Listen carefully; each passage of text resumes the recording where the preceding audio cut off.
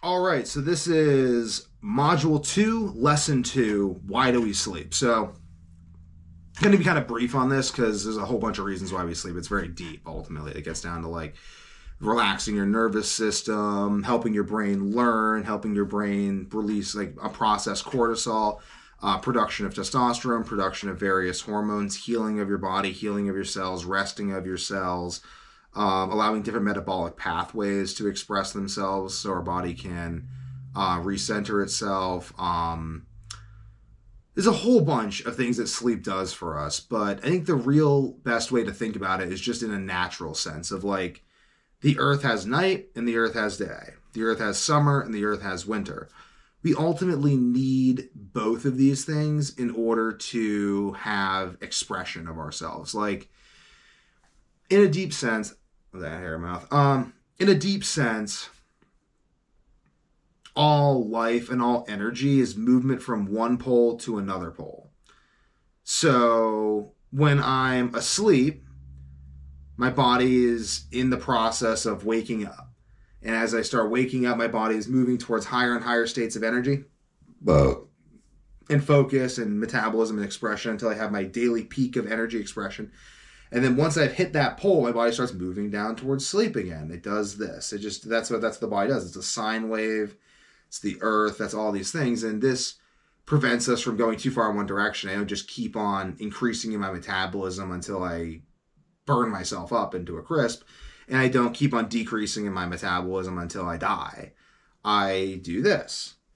And the reason for that is because both things need to be expressed. Like my body needs to have stresses placed on it and do things because that, in some sense, like the doing of things provides me a framework with which, against myself, I know myself. Like, in some sense, you look at like a guy who has a bunch of big muscles. It's like, well, his life consists of lifting heavy things. Well, how do you know that? It's like, well, because what you do makes you who you are. So ultimately, like in a real sense of like, it provides your body the stimulus that creates it. So in a real sense, like if I didn't do things throughout the day, if you didn't do anything, this is actually a real thing. If I were to take you and I were to put you in a vat where I were to remove all stimuli from you, or just to pump nutrients into your bloodstream and just keep you in this absolute perfect homeostasis, you would die.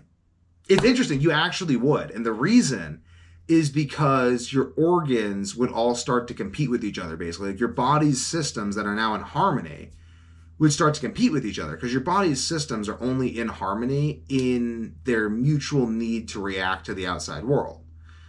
But you take away the outside world, well, now your liver cells want more glucose, your brain wants more glucose, and there's no unifying principle. There's nothing you need your body to be a unity for, so it becomes a disunity and then dies.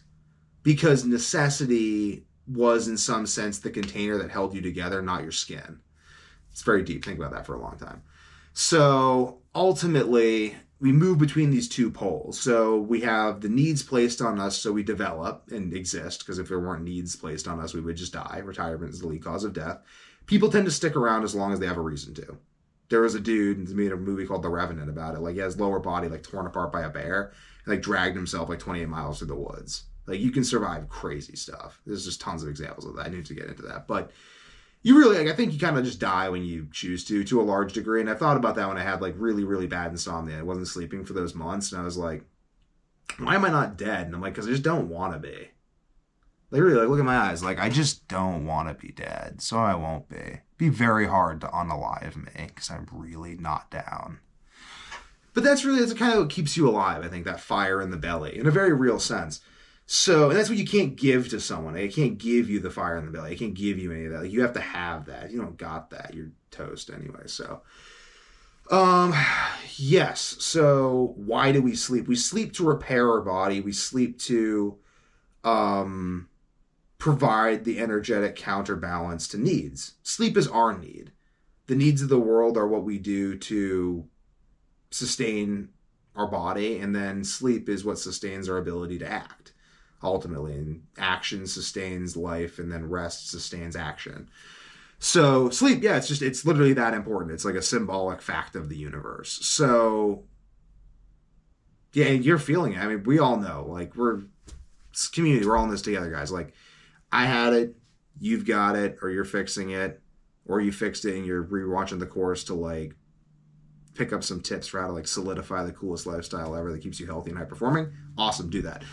But we all have this sleep thing. Like we've all suffered this way. We all know what it's like to just have this beautiful, precious thing we all need torn away from us. It's a terrifying, disturbing, horrifying loss of innocence. So, and it comes with all the horrible health benefits of dying. So, top notch priority to fix that. On to the next video.